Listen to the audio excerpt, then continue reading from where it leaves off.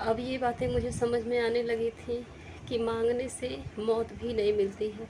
अगर लाइफ में सुख है, अगर सब लोग बहुत सुखी रहते हैं, आप लोग भी सुने होंगे कि कोई बैठे बैठे मर गया, किसी को ऐसे सोए सोए हार्ट अटैक आ गया, ख़त्म हो गया। लेकिन मेरी लाइफ में बहुत ज़्यादा दुख लिखा था।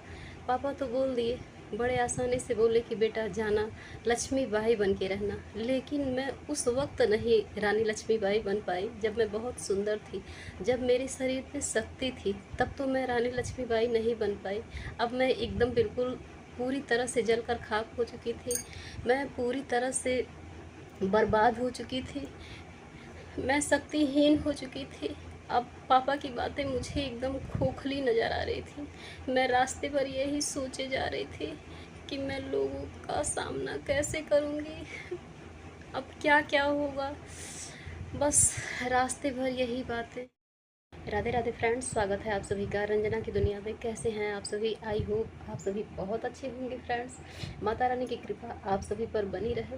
तो फ्रेंड्स, आज वीडियो में आप लोगों को पता चलेगा कि मैं ससुराल पहुंची तो वहाँ मुझे पापा फ़ोन दे के भेजे थे और बोल के भेजे थे कि रानी लक्ष्मीबाई बन के रहना। लेकिन वहाँ पहुँचते ही क्या होने वाला है, आप लोग वीडियो को स्किप मत कीजिएगा। वीडियो में हमारे साथ कंटिन्यू बने रहिएगा, लास्ट तक बने रहिएगा। आप सभी से हाथ में नहीं जोड़ पाऊँगी क्योंकि मैं एक हाथ से फ़ोन पकड़ी हुई हूँ, लेकिन हाथ जोड़कर विनम्र निवेदन है, प्लीज़ आप लोग मेरी हिम्मत हैं।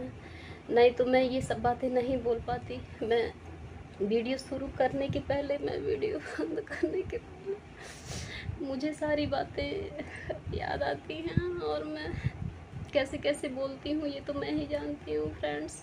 तो प्लीज़ आप लोग मेरी हिम्मत बनिएगा। अब मैं ससुराल पहुँचती हूँ। ससुराल पहुंचने के बाद क्या होता है, आखिर फ़ोन मेरे पापा मेरे हस्बैंड के सामने ही दिए थे। ऐसा नहीं है कि छुपके से दिए थे, सारी बातें उनके सामने हुई थी।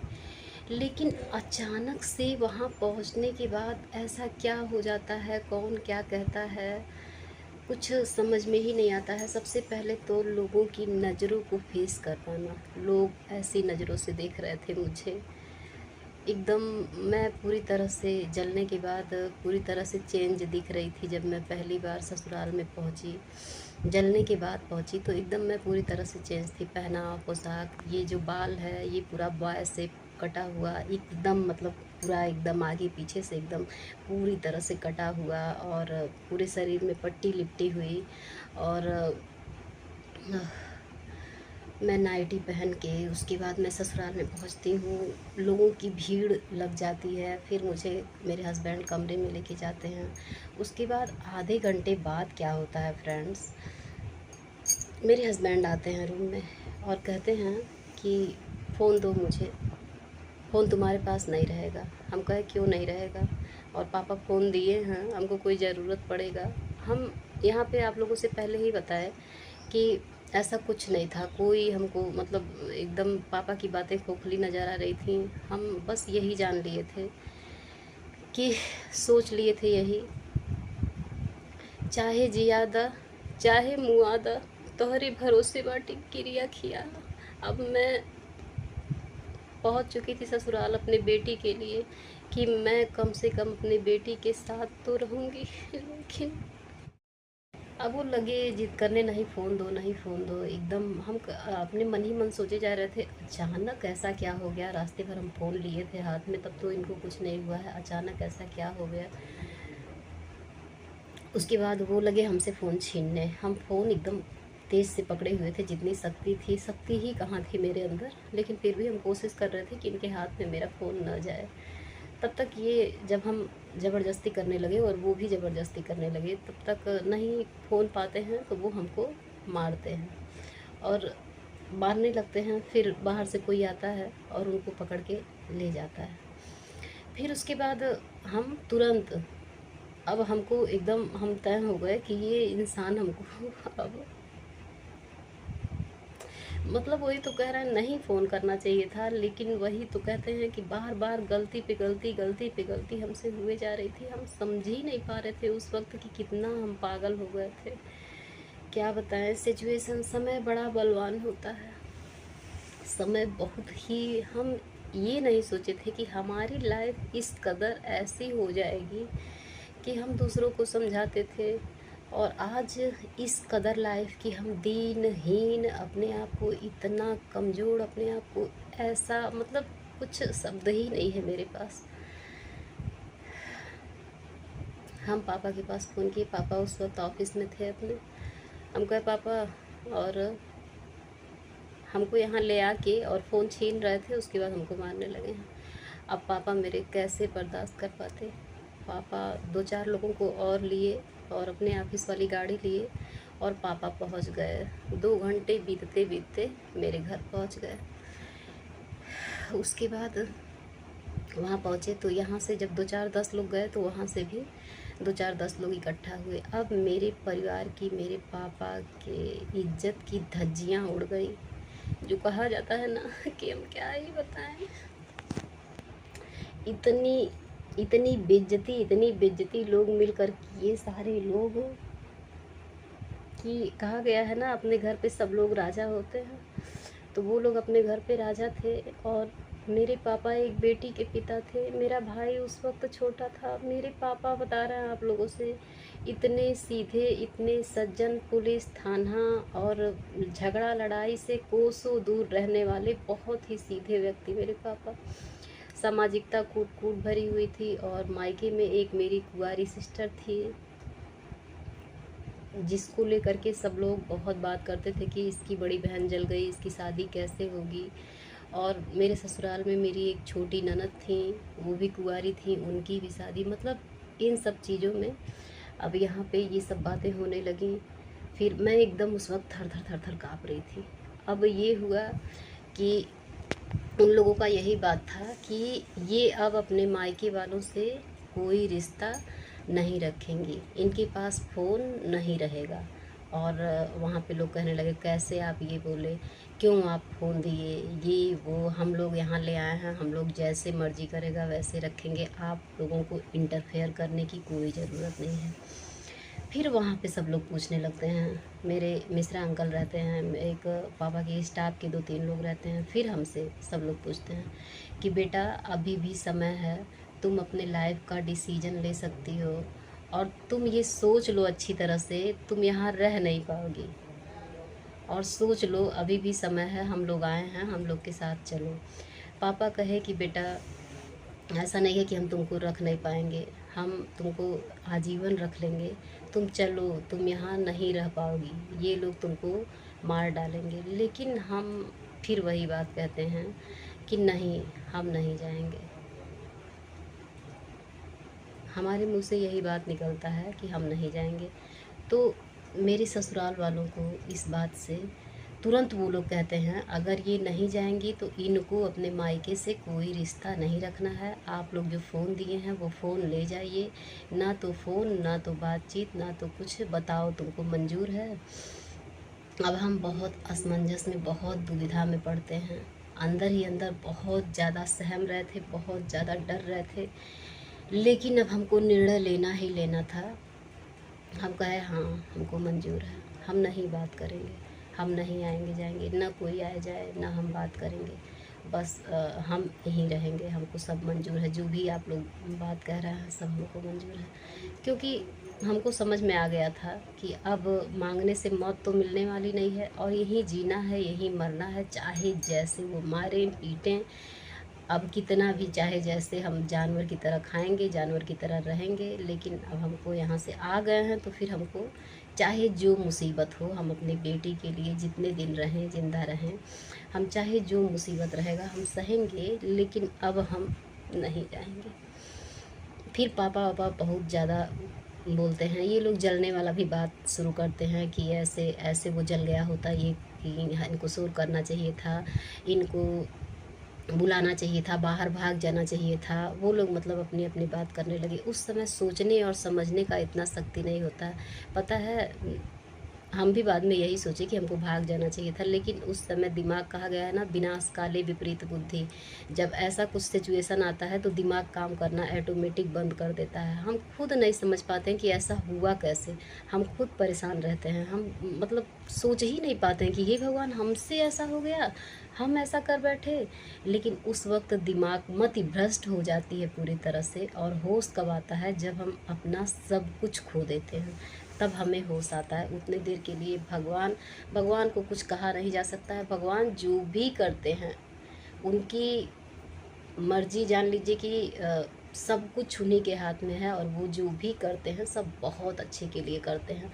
थोड़ी देर के लिए हम ये सोचते हैं कि भगवान मेरे साथ बहुत गलत किए, लेकिन नहीं, जो भी वो करते हैं उसमें उनका कुछ ना कुछ राज छिपा हुआ होता है। तो मेरे भी लाइफ में बहुत बहुत सारी बातें ऐसी होने वाली हैं ना, अब आने वाली हैं, कि आप लोग भी सुनेंगे तो कहेंगे कि बताओ, ऐसे ऐसे मतलब बहुत कुछ सामने आने वाला है। और जो भी भाई बहन मेरे, बहुत सारा सवाल लोगों का हो रहा है कि सत्यम कब पैदा हुआ था, कैसे हुआ था, क्या हुआ था। एक रूबी जी हैं, पूछती रहती हैं, बहुत सारी भाई बहन, बहुत सारे सवाल हैं उन लोगों के मन में। तो मैं सबके सवालों का धीरे धीरे वीडियो में मैं जवाब देती जाऊंगी। आप लोग हमारे साथ कंटिन्यू हमारे चैनल पे बने रहिए और मेरी हिम्मत बनिए। आप लोग प्लीज़ मेरे प्यारे प्यारे भाइयों बहनों, अपना कमेंट करके, प्यारा प्यारा कमेंट करके मेरे मनोबल को बढ़ाते रहिए, और ताकि मैं आप लोगों को बता सकूं। इसमें बहुत आप लोगों का बहुत साथ चाहिए मुझे, बहुत ज़्यादा।